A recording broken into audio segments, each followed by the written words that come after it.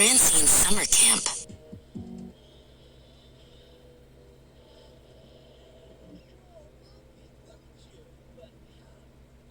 It was May 4th, 2016, a day that felt like any other in Tucson, Arizona, except for the fact that Imani and her family were traveling in a silver, gull-winged DeLorean time machine bus. They were pulling out of the Sedona Puente apartments, the desert heat already shimmering off the asphalt. Imani adjusted her light blue headband, her gigantic afro brushing against the ceiling of the high-tech vehicle. Her dad, Jack, sat in the driver's seat, checking the flux capacitor. "Buckle up, everyone," he shouted. "We're going to run errands, but we're doing it with style and a little bit of temporal displacement."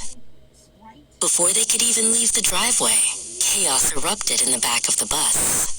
Max, a hyperactive blonde boy who lived next door, had snuck aboard with Imani's favorite green stability ball.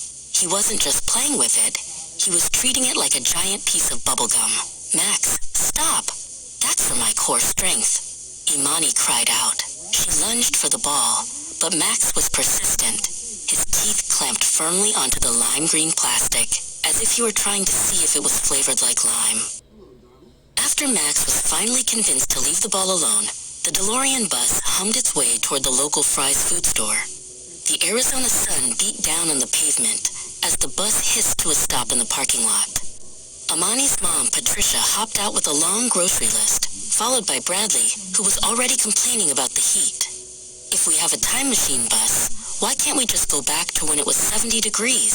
Bradley asked, wiping his forehead and looking longingly at the air-conditioned store entrance. Inside Fry's, things took a turn for the messy. Imani and her older sister Francine were tasked with getting 3 dozen eggs for the week. However, a sudden shift in the floor's wax, or perhaps just a slippery spill, caused Francine to stumble.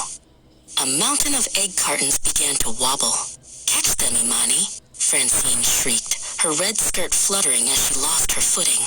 But it was too late. The floor became a yellow, gooey obstacle course as dozens of eggs met their fate at once, creating a slippery mess. Leaving the egg disaster behind, the bus sped toward the Flowing Wells Library. It was time for Imani's shift with the Girl Scouts. She swapped her casual look for her sash and set up a table right on the corner. Her best friend Susie was already there, her red hair tied back. They had a mountain of Thin Mints and Samoas to sell to the thirsty researchers and readers. "Smile like you mean it, Imani," Susie said, holding up a box toward a passing minivan. "People can't resist the power of the cookie." While Imani and Susie handled the front of the library, 2 other Girl Scouts, Sarah and Penelope, were busy organizing the inventory in the back of the bus. They were counting boxes and stacking them high, trying to make sure they didn't tip over every time the DeLorean's engine hummed. "If we sell all these, we might finally get that camping badge," Penelope said, checking her clipboard. Sarah nodded, carefully balancing a tower of lemon-flavored treats that reached nearly to the ceiling. The afternoon took a wild turn when the official summer camp field trip began. Their guide for the trip was Harvey Maxwell, a bald man with a thick black mustache who took his job very seriously. He climbed onto the bus with a megaphone and a map. "Attention, Scouts," Harvey barked. "We are heading to the cactus forest for the most rigorous training of your lives, the Supermodel Games." Imani looked at Susie and shrugged. "Well, at least it's not another day of temporal physics," she whispered. They finally arrived at the cactus forest, where the saguaros grew taller than houses. Harvey Maxwell led the group off the bus, gesturing wildly at the prickly landscape. "Look at the majestic needles," Harvey exclaimed. "In these woods, we don't just hike, we compete." Francine smoothed her red skirt, looking around at the towering plants with a mix of awe and fashion-forward skepticism. The heat was intense, but the games were about to begin, and the stakes were higher than a hawk's nest. Harvey blew a loud whistle, signaling the start of the cactus catwalk. It was the first event of the Supermodel Games. "The rules are simple," Harvey shouted into his megaphone. "Walk through the sand with grace and poise, as if the thorns were paparazzi cameras." Imani adjusted her headband, feeling the pressure. She had to show everyone that a girl with a giant afro and light blue pants could own the desert like a runway. The highlight of the catwalk was the balance test. Imani and Francine were neck and neck, both determined to win the title. They had to walk a straight line across the shifting sand while balancing heavy nature books on their heads. "Watch the form, Francine," Imani whispered. They moved with a regal precision that would have made a princess proud. Even the lizards seemed to stop and watch as the two sisters glided over the dunes without dropping a single page. While the girls were modeling, Bradley and Jack were in charge of the camp kitchen. The main course for the day was coconut burgers, a specialty Harvey Maxwell insisted was the height of desert cuisine. Bradley was skeptical as he flipped the patties over a portable grill.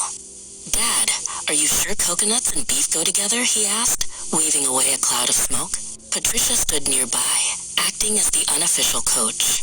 "Just think of it as a tropical vacation for your taste buds," she cheered. Jack stepped in to help Bradley with the final secret ingredient, a drizzle of desert honey. "Cooking is just like time travel, son," Jack said, his red boots planted firmly in the dirt. "You have to get the timing exactly right, or you end up with a mess." Bradley watched as his dad expertly navigated the heat of the grill. They were a team, working together to ensure that no scout went hungry, even if the menu was a little bit unconventional. Amidst the cooking and the games, a strange new scout appeared.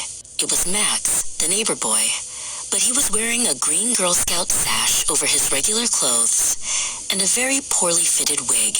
He was trying to sneak into the cookie stash again. Susie spotted him immediately. "Max, we can see your blonde hair under that hat."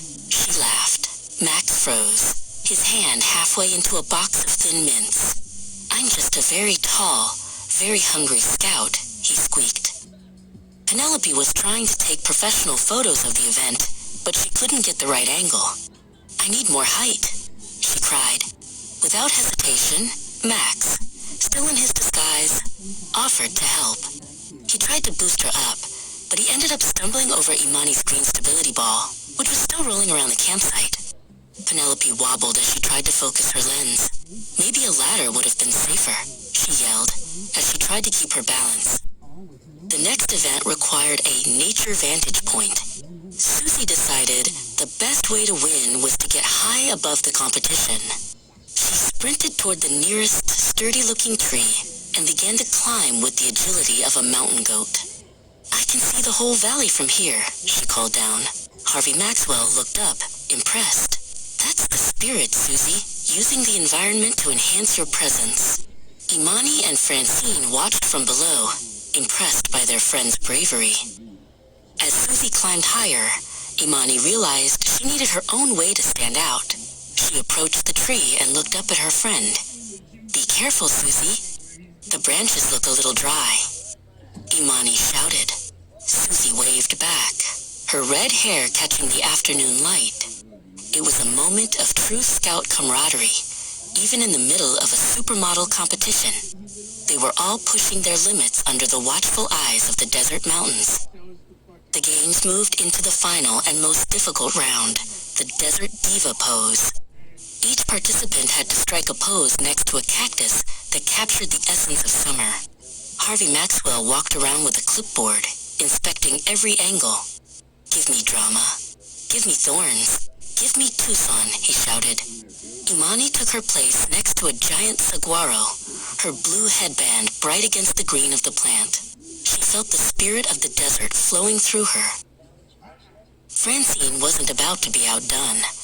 She used her white t-shirt and red skirt to create a striking contrast against the brown desert sand. She leaned against a smaller prickly pear, being very careful not to actually touch the needles. Patricia watched from the sidelines, beaming with pride. "You've got the light, Francine. Work it," she cheered. The competition was closer than anyone had expected, and the air was thick with the scent of coconut burgers and hairspray. While the girls were posing, Sarah and Penelope were busy documenting the entire day. They moved through the brush, snapping photos of the scouts and the local wildlife. "This is going to be the best scrapbook ever," Sarah said, adjusting the settings on her camera.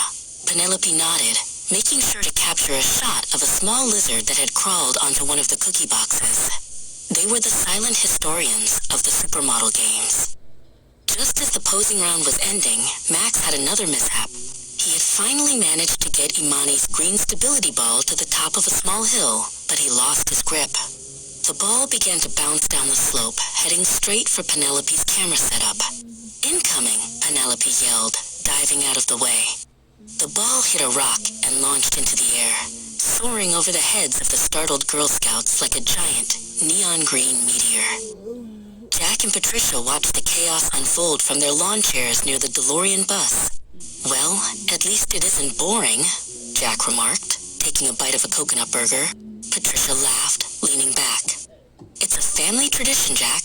Wherever we go, a little bit of madness follows."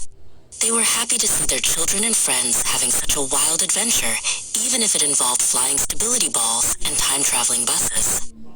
Finally, it was time for the awards. Harvey Maxwell stood at the front of the group, holding a shiny trophy shaped like a golden cactus. He looked at his notes, and then at the scouts. After much deliberation and a very slippery catwalk, the winner of the supermodel games is Imani. Jack stepped forward to help present the prize. "I knew you had it in you, kiddo," he beamed. Imani held the trophy high, her gigantic afro framed by the purple and gold of the Tucson sunset.